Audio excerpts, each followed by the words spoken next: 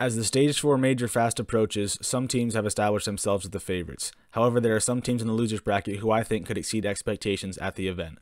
Welcome back to Unscripted, where today we are exploring two teams who really have a chance to make a run through the losers bracket and turn some heads at the Stage 4 major, and as always, we are doing things off the script. So if you enjoyed the video, consider supporting the channel by leaving a like down below, leave a comment as well with your thoughts on the video and your thoughts for some sleeper picks for the tournament, and subscribe to the channel as well if you want to see more videos like this one from me in the future.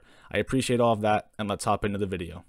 So the first team I'm looking at that I'm expecting to exceed expectations at the Stage 4 major is the Florida Mutineers. Might be an obvious choice. I think a lot of people probably consider them the most likely team in the losers bracket to make a run towards, the finals.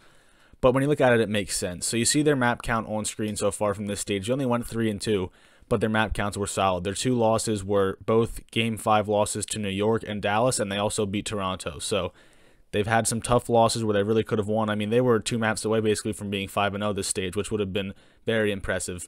But you look at the modes, they don't have like an elite strength, kind of like maybe New York with Hardpoint or Toronto with Control or FaZe with kind of everything. But they also don't really have a weakness, kind of like New York with Control. They're just solid at all modes. They've lost multiple maps in all modes, but they also have a positive record in all the modes. So there's really strengths on this team. They're finally hitting that form I think we thought we would see from them to start the season. And when you look at the individual talent, they've all been playing very well so far for Florida. So you look at their AR duo, I mean, just a phenomenal stage from these guys. Skies, I think he had the highest overall KD in the entire CDL here in Stage 4 with a 1.25.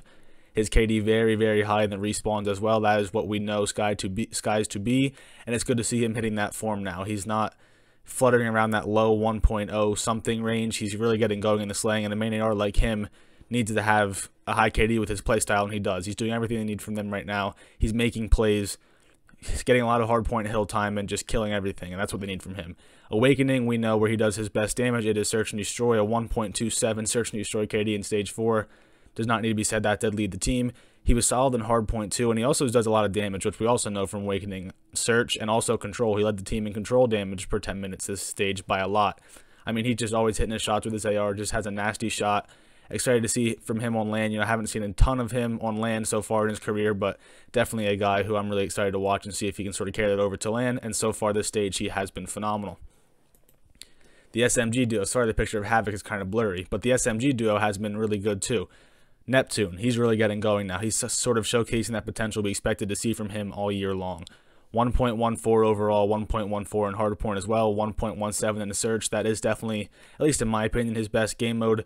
You look over at Havoc, I mean, that's by far his best game mode. 1.11 in Search. I think he has the highest or second highest kills per round on the team in Search. 21.2 for his blood percentage is the highest on the team by a lot. So there's sort of all these guys coming together and doing different things for the team. Skies and Awakening, of course, they're bringing the high KDs and the slaying abilities. Neptune is sort of blending the two, the playmaking abilities and also the high slaying power and the higher KD for SMG. It's pretty good KD.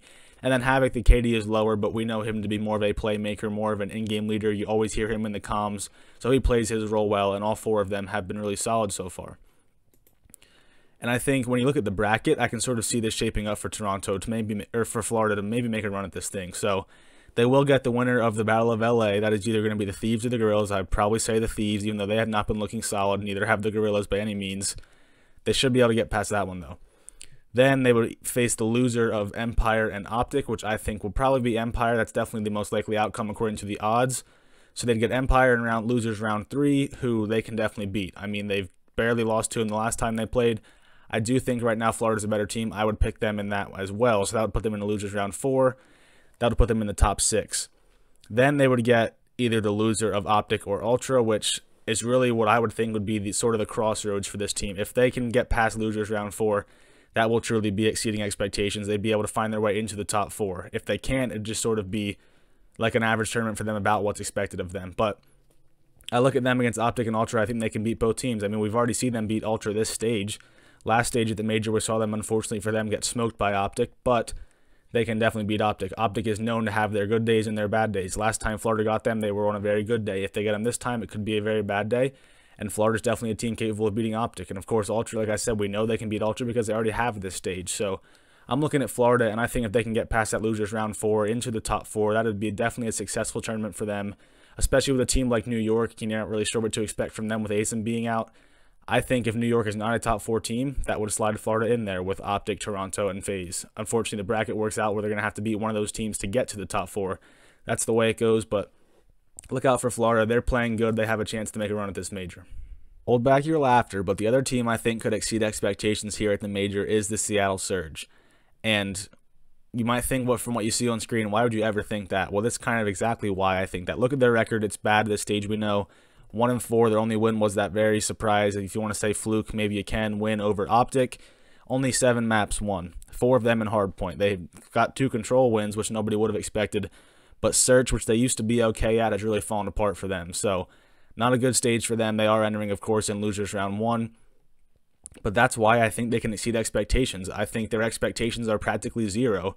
And this is a team that, we keep saying it, we haven't seen it yet, but they do have a higher ceiling than they've showed so far. They show very small glimpses of it, like that Optic series, and they can definitely exceed their basically non-existent expectations. That's sort of why I think they can do it. There's 2 reasons, and the first one is that they really don't have expectations. When you look at this team, of course, I mean, it's the AR duo. If they're going to do anything in this tournament, it's going to be on the backs of these 2 guys. Octane has been their best player. I think that's not really debatable.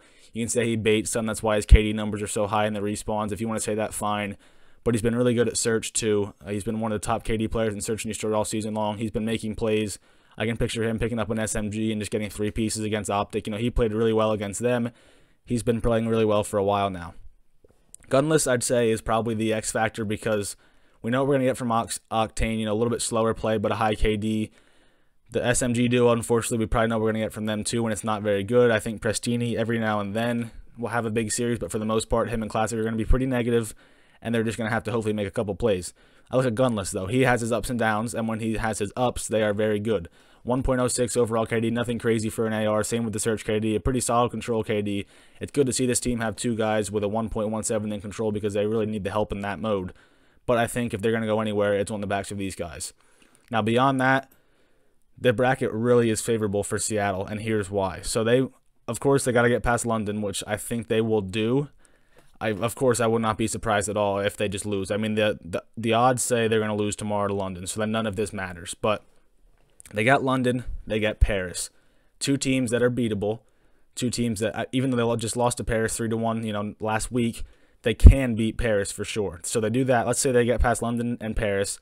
That gets them in the top 8. That is already, even if they just beat London, that's probably exceeding expectations for them because most people expect them to lose in the first round. So if they get past London, that's good. They get past Paris, that's really good. That puts them in the top 8, and that is way better than most people would probably expected for them. I'd say that's probably better than everybody expected for them. Then they would be moving into elimination round 3, where they would either get New York or they'd get Rocker. And that's sort of where, if they can somehow beat one of those teams, that would truly be a very successful tournament for the Seattle Surge. And it's not out of the realm of possibility. Rocker, good team, yes. They're in the winner's bracket. They had a pretty good stage. However, they are inconsistent. They have had their highs in Hardpoint. They've been a decent Hardpoint team lately. They've also had their lows. Same sort of thing with Search. They were a really good Search team. They were a really bad Search team. Now they're just sort of okay at it.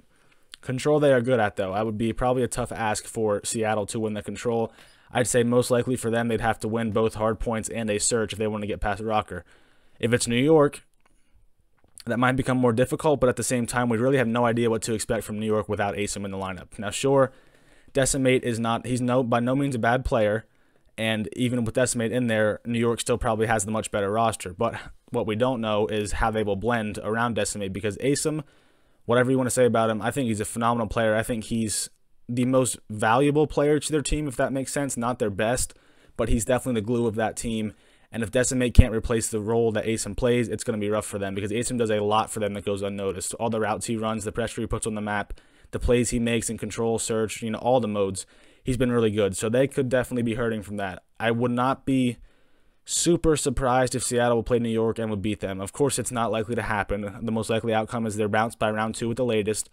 But it's something to keep an eye on. They have a bracket that works out in their favor. They have a team of guys who have had a track record of success on LAN. That's another thing to note. If LAN is really going to change anything, which you can debate whether or not it will, but if it does, this is one of the teams that benefits the most. I think Seattle's full of veterans. Gunless, one of the most winning players in recent titles. I mean, maybe not recent, but back to like IW to not win champs. I mean, he's won everything but champs. He's phenomenal. Octane, we know he has some wins in his career. Prestini has won champs. Classic has won over the years, so they all can win on land, and we'll see how it goes. I think there's a chance, an outside chance for them to squeak into the top 8 or the top 6. Not likely, I know, but not impossible either. So keep an eye on the Seattle Surge this weekend, and if they do go somewhere, think back to me, give me a little bit of credit for this one, because I know I'm going out on a limb here, but I would not be surprised to see it happen.